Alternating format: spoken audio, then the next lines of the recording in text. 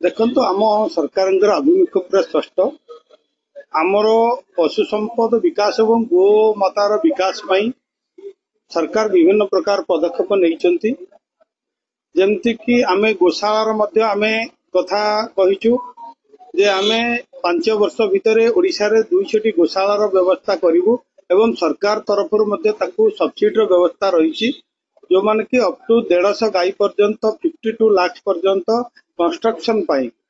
आमे सब्सिडी व्यवस्था करते एवं जो माने गोशाला करिवे एवं से गोमाता मानकर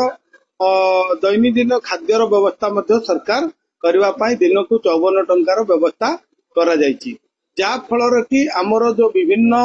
ग्रामांचल रे मध्य ए गोशाला एवं गोपालनर अधिक रु अधिक विकास करबा पाई एवं ग्रामांचल रे जदि आमे देखिबा चाष परे गोपालन होछि जो गोटे लाभजनक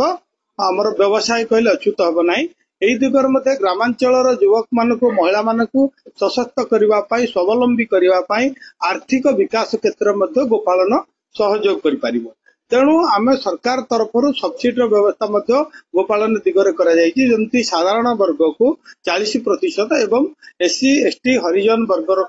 वर्गर जो माने लोक माने महिला माने चाहिए जे गोपालन करबा पाई ताकू 60% सब्सिडी सरकार मध्य वहन करिवार व्यवस्था करा जायछि तेणु आमको समस्त को आज जो गृह रे मध्य आज प्रश्न थिला जे आमर दुग्ध मिशन बन्या जो रही दुग्ध उत्पादन क्षेत्र मध्य ओडिशा को आग को नेबा पाई सरकार विभिन्न पदक्षेप वर्तमान नौचंती जमती कहली कि गोपालन एवं आमर घास चाष पई मध्य सब्सिडी करा जायछि एवं ग्रामांचल रे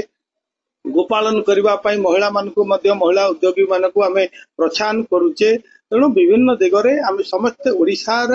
को जदि कृषि परे आमे जदि देखिबा जो जमती गोटे मिश्रण चाष कृषि गोपालन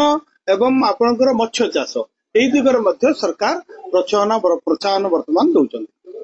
खबरर भिड़ भितर अलडा हेउछि कि आपनकर खबर सुनुनी प्रशासन शुणु नाहंती नेता मंत्री जंत्री की तंत्री ब्रेकिंग न्यूज भिडरू बाहरी आमे आसुछु आपनक स्वर होई आमे देखाइबु आपनक खबर खबर आपनक फोन पर्दारे गोटिए क्लिक रे गाँव सहर सबु खबर आज ही दैनिक आशा ऐप को डाउनलोड करी सब्सक्राइब लाइक एवं शेयर करंतु।